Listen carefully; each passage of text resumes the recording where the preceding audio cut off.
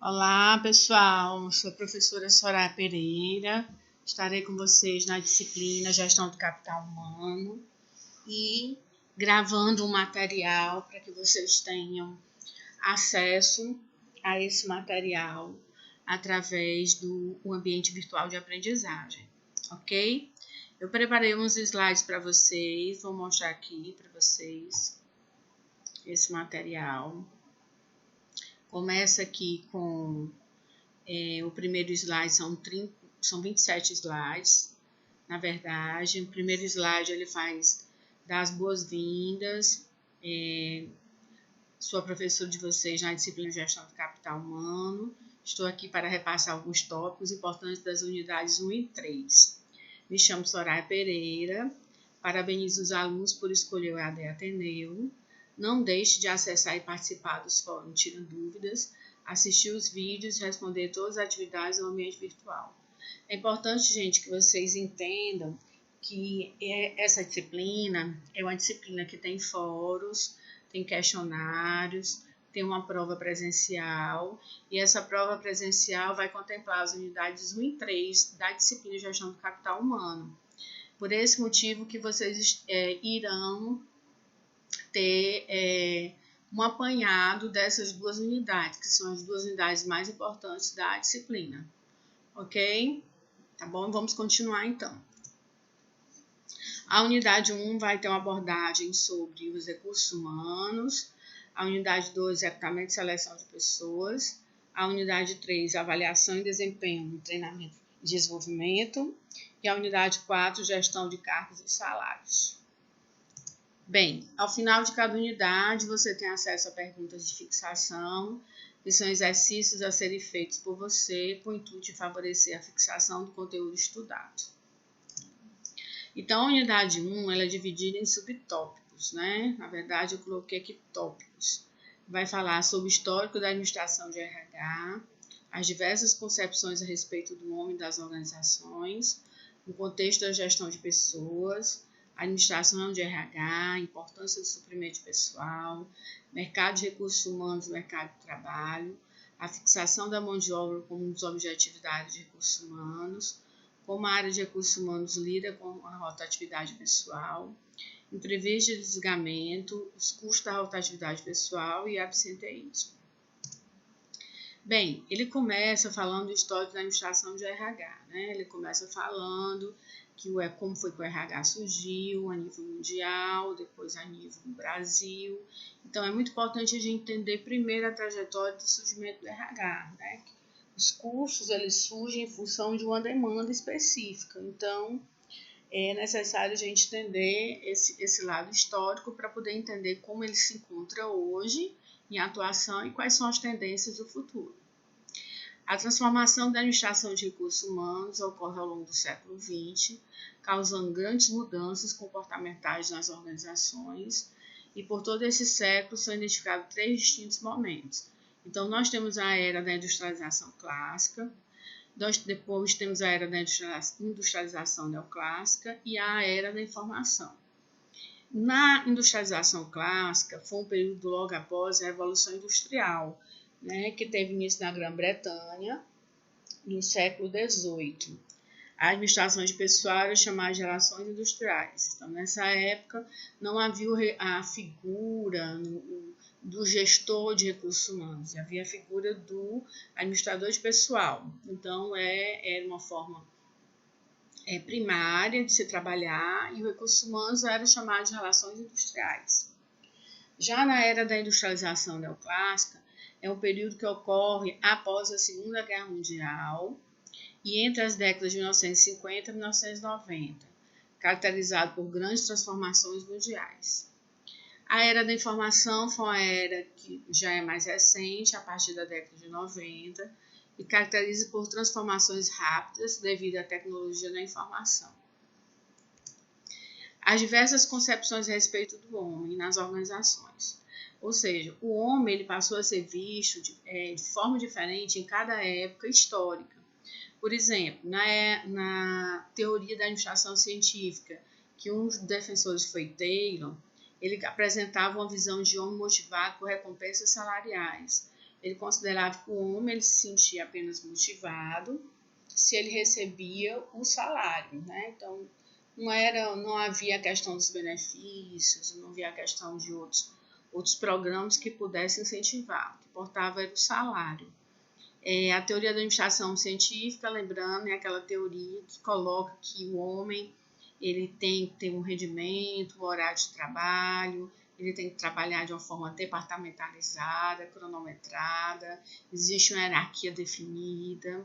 Então, é a forma convencional como surgiu com a Revolução Industrial, o surgimento das indústrias.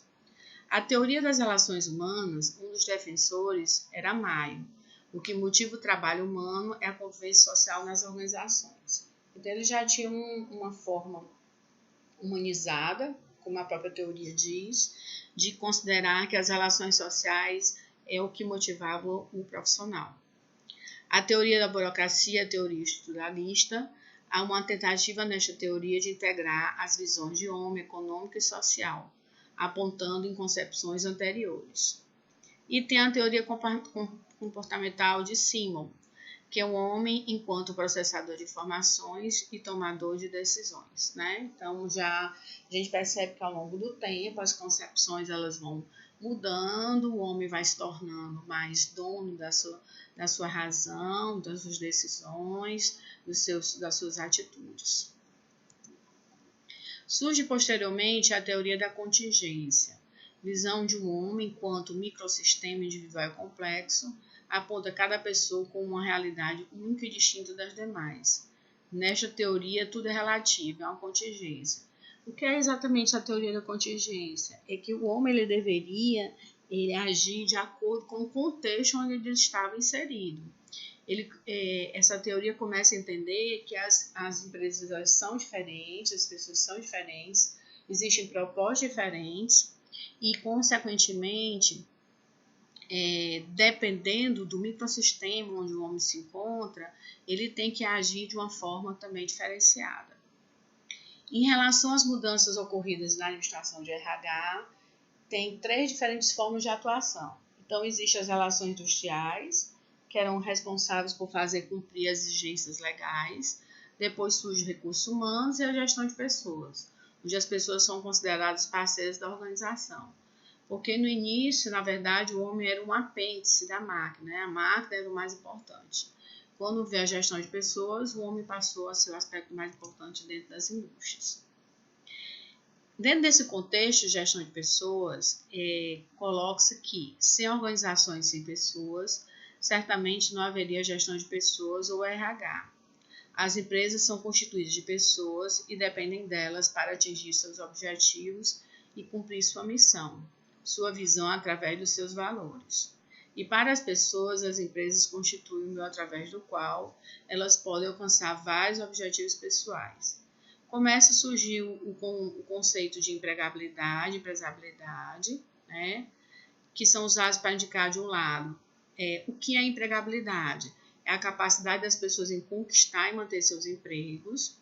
E empresabilidade é a capacidade das empresas em desenvolver e utilizar as habilidades intelectuais e capacidades competitivas dos seus membros.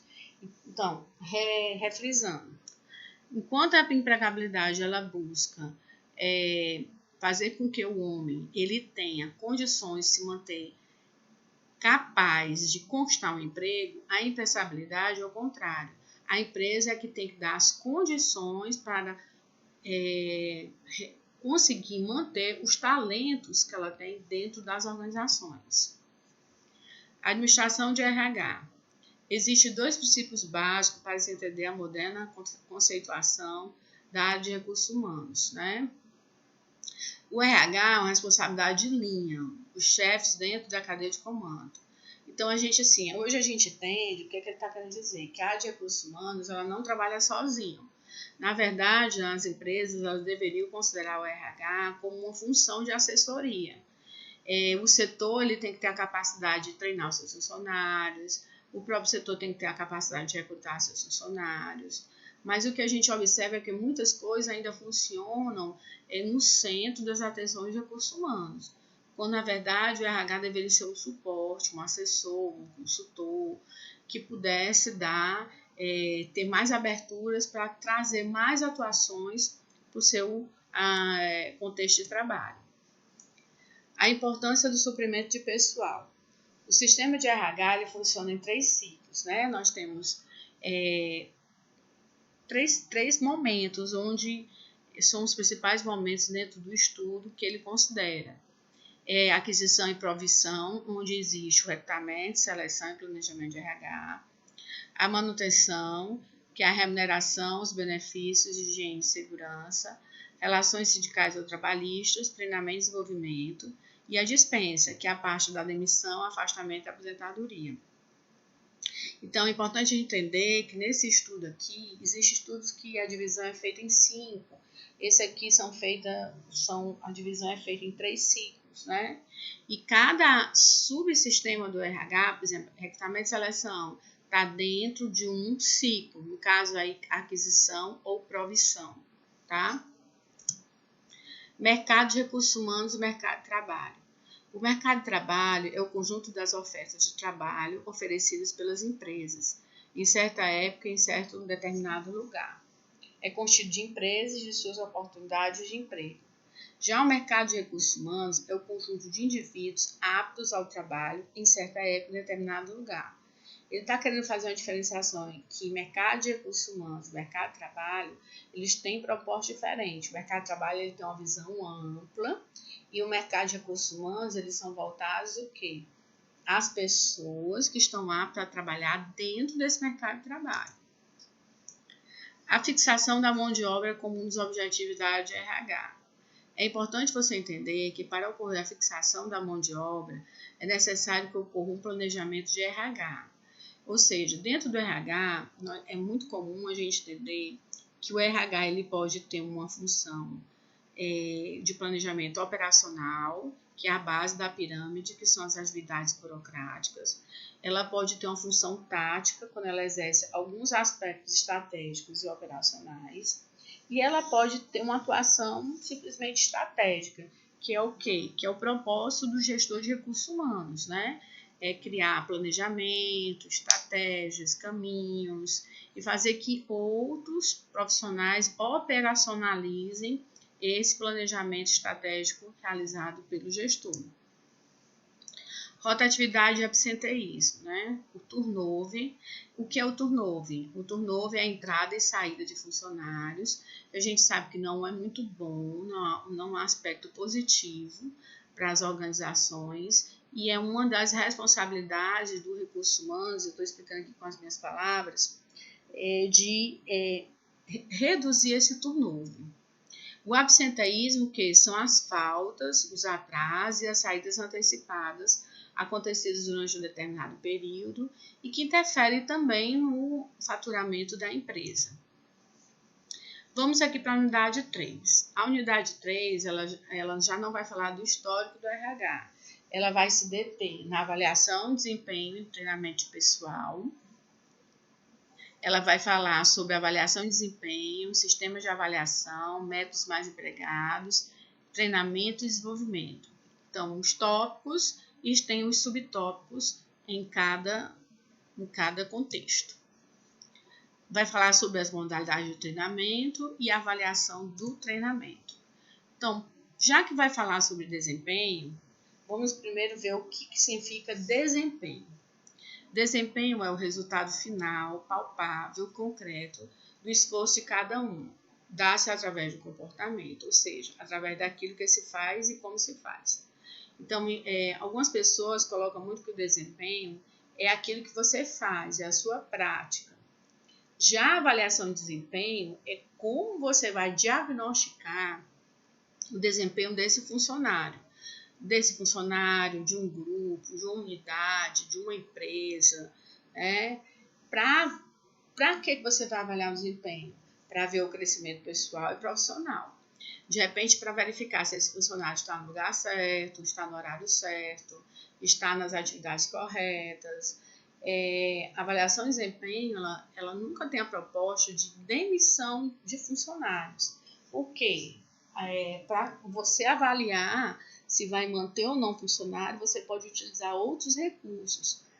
A avaliação de desempenho, ela é uma avaliação que pode ser feita de várias formas, nós vamos ver aqui. Existem várias formas de você conseguir colocar em prática. Então, o objetivo é realmente fazer que a empresa tenha um crescimento tanto profissional como para a organização. Os métodos mais empregados são, para avaliar esse desempenho, né? O relatório verbal, o escrito, a escala gráfica, o método da escolha forçada, o método de pesquisa de campo, o método dos incidentes críticos, o método de 360 graus e a PPO, que é a avaliação participativa por objetivos. Aqui eu estou mostrando para vocês alguns modelos, tá? Que vai estar disponível para vocês, com certeza, de instrumentais para você avaliar o desempenho de um funcionário. Esse método aqui é o método da escolha forçada. Você observa que existe perguntas, certo? Por exemplo, você tem o nome, o cargo, o departamento. Aí, abaixo, você apresenta produção elevada? Se ele apresenta produção elevada, você coloca positivo. Se ele não apresenta produção elevada, você coloca negativo. Então, assim, é uma pergunta que quer uma resposta muito direta, ou sim ou não. Depois disso, você soma a quantidade de sim e quantidade de não e vai associar esse instrumental com outros recursos que você também vai utilizar na avaliação de desempenho. A avaliação de desempenho ela não pode utilizar apenas um recurso, um instrumental. Existem entrevistas, observações, dinâmicas, acompanhamento do dia a dia.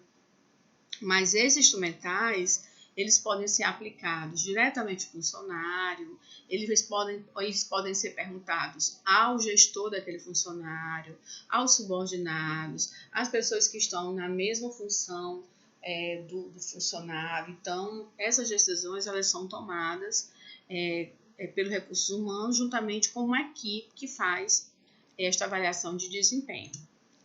Um outro método aqui utilizado é o método de incidentes críticos. Esse método de incidentes críticos, ele permite o quê? Ele permite você, de uma forma muito direta também, colocar os pontos positivos e negativos de um funcionário. Eles são tão diretos que às vezes nos assustam. Por exemplo, essa pessoa sabe lidar com pessoas? Se ela sabe lidar, você coloca um X do ladinho. Se ela não sabe lidar, você não coloca nada, coloca um traço. Ela é uma pessoa que tem um espírito altamente empreendedor, aí você coloca se tem ou não tem. E no outro campo, do lado esquerdo, na tabela do lado esquerdo, são os aspectos negativos do funcionário. Então, depois você vai somar quantos aspectos positivos ele tem, quantos aspectos negativos ele tem, certo? Outro método da pesquisa de campo é fazer perguntas abertas, né?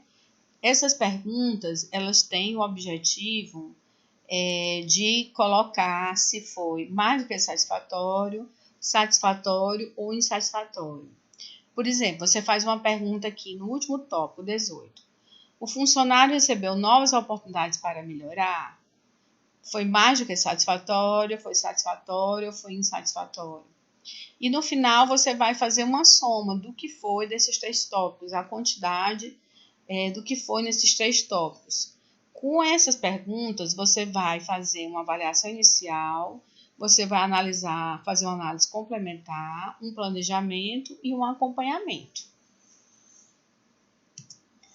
Esse outro método é um método que eu gosto muito. Eu acho assim, bem interessante porque ele é explicativo, fácil de se entender. É o método da escala gráfica. Você tem ótimo, bom, regular, sofrível, que é um termo não comum, e fraco. E no lado esquerdo, na coluna, você vê, ele vai fazer perguntas relacionadas à produção, qualidade, conhecimento do trabalho, cooperação, sucessivamente. Você pode perceber que ele ajuda muito na hora de você escolher o item correto, porque cada bloquinho desse, cada retângulo desse, ou quadrado, né, ele está mais para o quadrado, ele permite dar uma explicação. Por exemplo, primeiro ponto, produção. Se você considera que o funcionário ele é ótimo, ele tem que estar na condição de sempre ultrapassar os padrões. Aí você coloca um X. Se ele às vezes ultrapassa os padrões, aí já é a condição de bom. Então, ele facilita muito porque o que é ótimo para mim pode ter uma compreensão completamente diferente para outra pessoa. Então, ele vai permitir direcionar de uma forma mais direta, objetiva, explicando a pessoa que vai responder o questionário.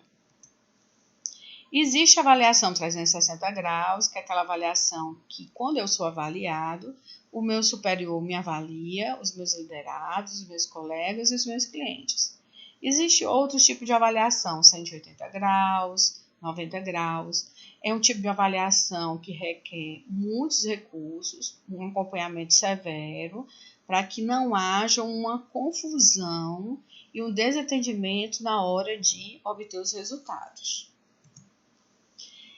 Bem, ele vem falar também nesse material o conceito de treinamento.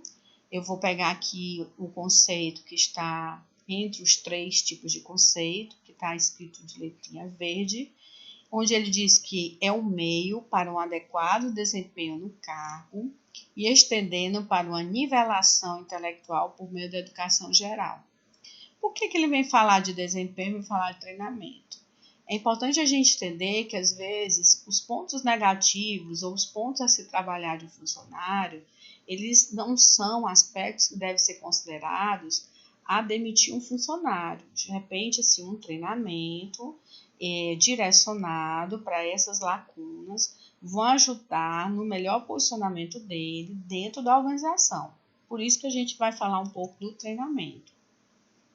Esse treinamento pode ser curto prazo, vai trabalhar os conhecimentos e habilidades técnicas para um propósito definido, e ele vem de falar uma diferença do que é treinamento e desenvolvimento.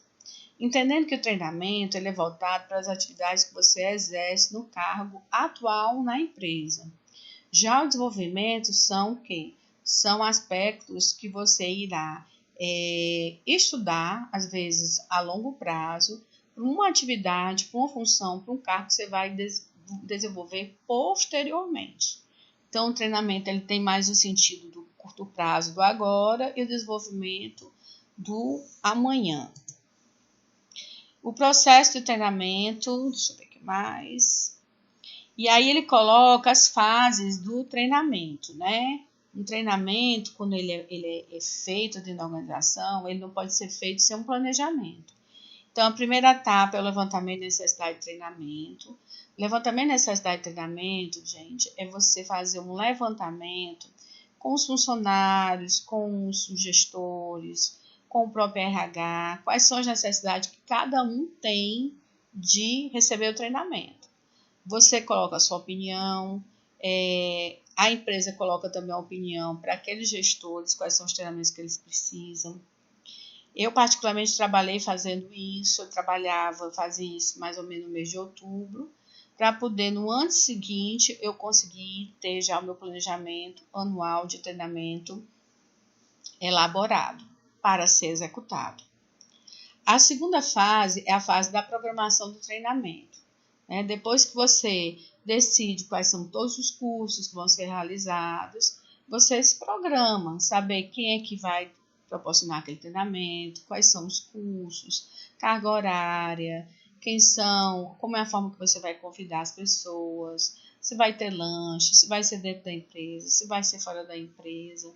Então, é esses aspectos que ele está dizendo, quem deve ser treinado, como treinar, em que treinar, onde treinar, quando treinar, quem treinará, quais são as pessoas que vão participar, quais são os cursos mais relevantes, e assim sucessivamente. A execução do treinamento é o acompanhamento do treinamento, são as aplicações dos programas pela assessoria. É você acompanhar, você executar, se acompanhar. Se está tendo falha em algum, em algum método, em algum programa, no lanche, e começar a suprir essas lacunas e criar alternativas para superar dificuldades. E o último passo é a avaliação e controle, que é a avaliação do resultado do treinamento. Essa avaliação você pode fazer de uma forma momentânea que eu digo de uma forma rápida, assim que o treinamento ele ocorre, ou você pode fazer isso após um tempo, 1 mês, 2 meses, para ver a reação do treinamento, para verificar se aquelas perguntas que foram realizadas, aqueles conhecimentos que foram obtidos, eles foram supridos no dia a dia do trabalho. Você só consegue, muitas vezes, visualizar isso com um determinado tempo, ok? Aí ele coloca, né, que quando a avaliação é negativa, você tem que voltar a fazer o levantamento, e quando a avaliação ela é positiva, satisfatória, você dá um feedback para a execução do treinamento. Bem, finalizo por aqui. Agradeço a participação, os comentários que possam vir a ser feitos, tá? Espero que vocês tenham compreendido a proposta desse trabalho. É muito rica essa disciplina. E eu fico por aqui, vou fechando o material e espero que todos os conhecimentos sejam passados a dar oportunidade de vocês terem um melhor entendimento. Ok? Obrigada e até a próxima.